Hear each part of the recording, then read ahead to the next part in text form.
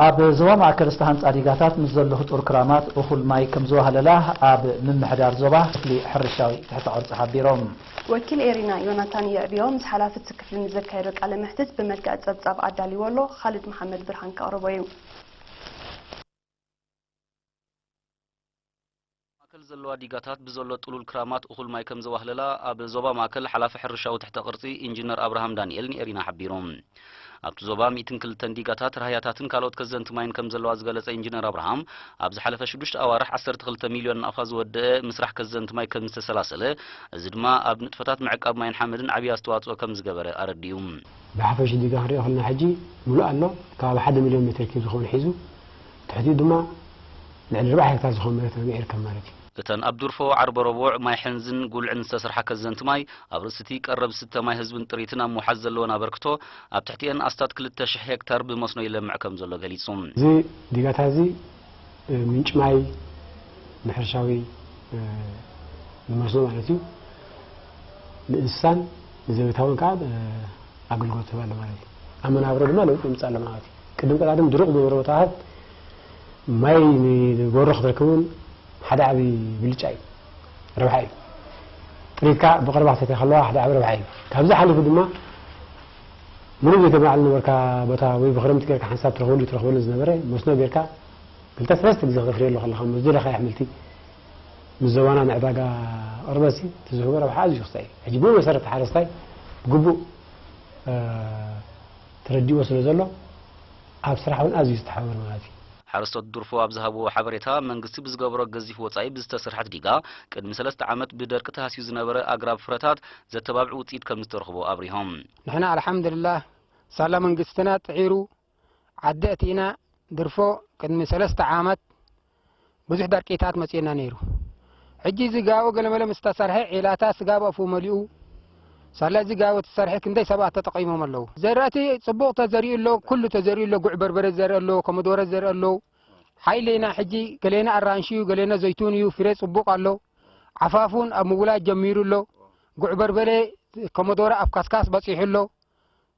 صبوق لنا الحمد لله سلا رب العالمين نبرتو قول عبو وغنوم منغستينا بعدهم زقتو 8 كيلومتر صرغيا كمون قرب 6 ماين مرغات ديغان كزنت ماين كم سرحلهم بمغلاط ناتخناخنو بغبو يتقملو مهلاهم غليصوم እቲ ዲጋ ምስተሰርሐ እቲ ብታሕቲ ዘሎ ሩባታት ተሐቅተ ማይ ጭንቅ ስለ ዝነበረና እቲ ማይ ናይ ጭንቅ ማይ ከቃለልና ሽግርና ተቃሊሉ ማለት እዩ ከምኡውን ሰብ ጀራድን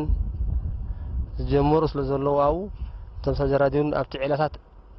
ውጽኢት ኣምጽኢ ኣብ ምልማዕ ጀራድን ውጽኢት ኣርኢና እዩ እዚ ከምዚሉን ከሎ ዝስራሕ ዘሎ መተንፈስ ዲጋ ዓዳ ከፋል ኣምዛ 80 ሚእታዊት ክዛዘም ከሎ ጽገና ዘድልየን ዲጋታት ጻዕዳ ክርስቲያንን ዓዳ ሃብተ ስሉስን ድማ ኣብ መጽናዕቲ ከም ዝርከባ ዝረኸብናይ ሓበሬታ የመልክት كابتن لوم زبن أب هجراوي مرمرة شامنا كفلي استساتو تمهرو بحافشة أتم 4 ميتاويت محلف نتبي كم زمزجبو أب مينستر تمرتي أحد هجراوي مرمرة نيرين حبيرون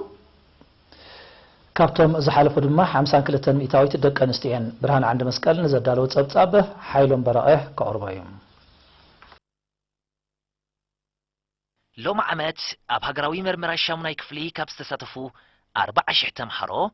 بحافشة أتم 25 شحن 705 مالت 4 ميتاويت كم زحلفو أب منستر تمرتي حلافي أهادو هجراو مرمرة آتو كفل مكونن حبيروم أبتي 4 عينتات تمرتي مالت قصري ساينس محبراو تمرتن إنجليزن زتغال الفتنة كابتوم أب علمي أم استفتنو تمحرو 7 ميتاويت كحالفن كلو كلتا يجزين العليون دقيمهم كاب استفتنو دما 4 ميتاويت كم زحلفو آتو خفلة وسيقو أبريهم أب صبو درجة ألنا أكوا أنت زيبلنا جن متأنس عناس متنناي بحرف كم محبرات مرتين كم ساينسن جن صبو وصيت يرئي له أبز قطرجن ناي مماران ساري حتتيو قمقامون كقبرالي قبا كاب تقلال بدرجة هاجر استساتفا 360 أبيات تمرتي اتن 34 ملؤ بملؤ تمهرون كم زحلفا أهجراوان أبيات تمرتي جدا رياض سعود عرب كاب زساتفهم 328 تمهرو دما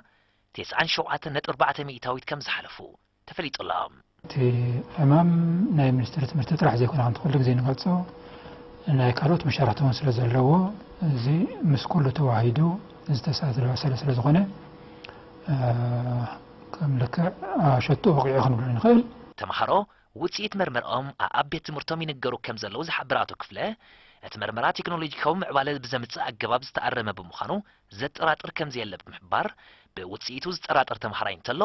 ብመንገዲ ቤት ትምህርቱ ናይ ሕቱኡ ምላሽ ክረክብ ከም ዝኽእል ኣነጺሮም ዓሚቕ ውፅኢተይ ዝረኸበ ዘለኹ ነጥቢ ኣይኮነን ክብሉ ይኽእሉ እዮም ጥርዓን ከቕርቡ ይኽእሉ እዮም ፀገም የለን በቲ መምርሒ መሰረት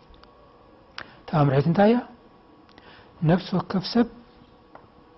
ነፍሲ ወከፍ ተምሃራይ ወላዱ እውን እንተኾነ ጥርዓኑ ኣብ ቤት ትምህርቲ ዘቕርብ ቤት ትምህርቲ ጥርዓን ናይ ሰባት ሰሚዑ ናይ ተምሃሮኡ ናይ ወለዲ ሰሚዑ ተቐቢሉ ብመምርሒ መሰረት ታትግባእ የእንግዶም ቤት ትምህርቲ በቲ ዝተዋህቦ ግዜ ናብ ዞቡ ይሕልፍ ዞባ ኸ ናብ ሚኒስትሪ ትምህርቲ ይሕልፍ ሚኒስትሪ ትምህርቲ ይሪኦ ማለት እዩ ኣብ ዞባ አንሰባ ናብ መንእስያት ዘቕንዐ ሞያዊ ስልጠናታት ክድፋኣሉ ምዃኑ ሓላፊ ሕማማት ኣብቲ ዞባ መንእሰይ ኣዛዚ በረኸት ኣብ ገሊጹ ብ19 ሓሰ ምስ ሞያዊ ስልጠናታት ዝቐስሙ ዘለዉ መንእስያትን ወለዶምን ኣብ ዝገበሮ ርክብ ሎማ ዓመት ብዞባ ደረጃ ልዕሊ 400 መንእስያት መጠናዊ ናይ ገንዘብ ሓገዝ እናተገበረሎም ይስልጥኑ ከም ዘለዉ ዝጠቐሰ መንእሰይ ኣዛዚ እቲ ስልጠና ኣብ ከተማታትን ሓውሲ ከተማታትን ዘለዉ መንእስያት ብማዕረ ዝጥምት ምዃኑ ሓቢሮም ዝውሃብ ስልጠናታት ንምድንፋዕ ዘለዋ ማእከላት ስልጠና ብዕጥቅን ብቕዓት ኣሰልጠንትን ይድልድላን ሓደስቲ ሞያታት ይተኣታተውን ከም ዘሎ ብምግላጽ ድማ ሰልጢኖም ኣብ ስራሕ ንዝዋፈሩ መንእስያት ናይ ልቓሕ ዕድላት ክፍጠረሎም ምዃኑ ኣነጺሮም ኣመሓዳሪ ከተማ ከረን ኣቶ ዘርእስ ግዳዊት ብወገኑ ንመንእስያት ዝውሃብ ዘለዉ ስልጠናታት ኣገዳስነቱ ብቐሊል ዝጥመት ከም ዘይኮነ ብምጥቃስ ሰልጠንቲ ብግቡእ ተኸታቲሎም ብገብሪ ክሰርሕሉን ንምምዕባሉ ክፅዕሩን ተላብዮም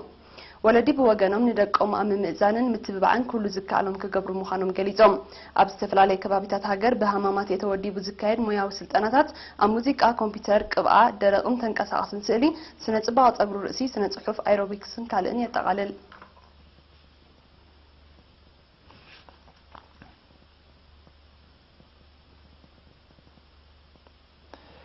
ሕማም ዓሰን ምጥፋእ ሚኒስትሪ ጥዕና ዓቕሚ ሰብን መድሃኒትን ኣዋፊሩ ናፃ ኣገልግሎት ሕክምና ይህብ ከም ዘሎ ዝፍለጥ እዮም ህዝቢ እውን ተጠርኒፉ ከባቢኡ ክፅርን ብኽኢላታትን ዝወሃቦ ምኽሪ ከተግብርን ይጸኒሖም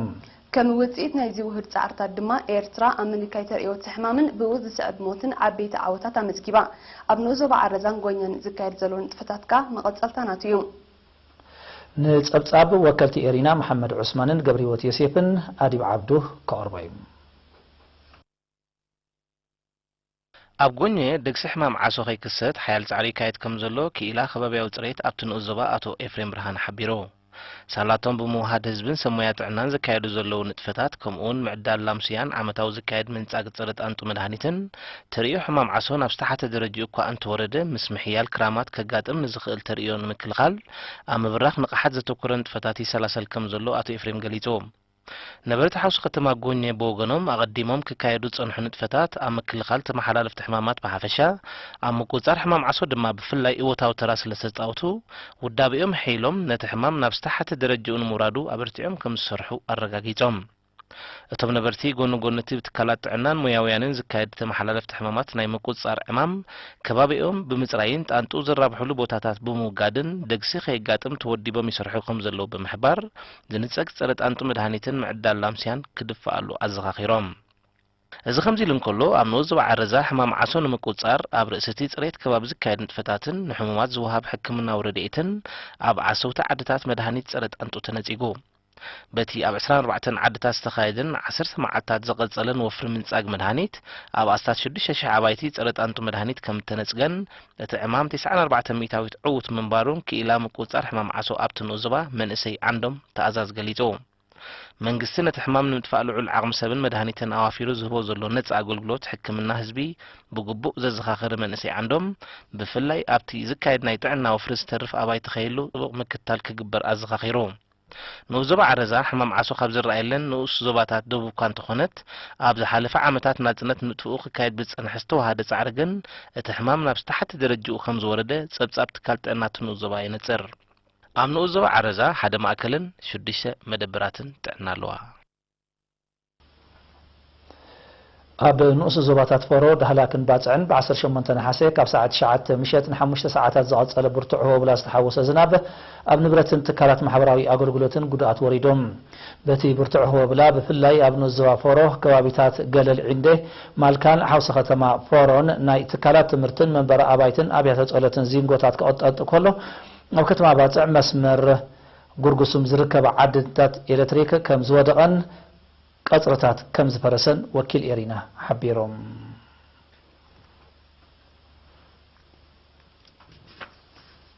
ኤርትራዊ ተቃዳማይ ክለብ ዳይሜንሽን ዳታ መርሃዊ ቅዱስ ኣብ ሃገር እስጳኛ ካብ ሎም ጀሚሩ ኣብ ዝካየደ ውድድር ቮልታ እስጳኛ ክሳተፍ እዩ ኤርትራዊ ተቃዳማይ ክለብ ዳይሜንሽን ዳታ መርሃዊ ቅዱስ ኣብ ሃገር እስጳኛ ካብ ሎም ጀሚሩ ኣብ ዝካየደ ውድድር ቮልታ እስጳኛ ክሳተፍ እዩ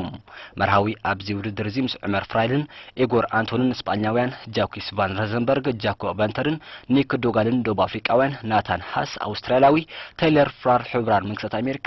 ንክሪስቲያን ስፓራግሊ ኢጣልያዊ ብምዃን ነታ ጋንታ ኣብቲ ውድድር ምዕዋት ክቃለስ እዩ እዚ ውድድር እዚ 21 መድረኻት ዝሽፍን ኮይኑ 11 መስከረም ድማ ከዛዘም እዩ ኣብዘን መድረኻት ድማ ክልተ ናይ ግዜ ውድድር ተሰሪዐን ኣለዋ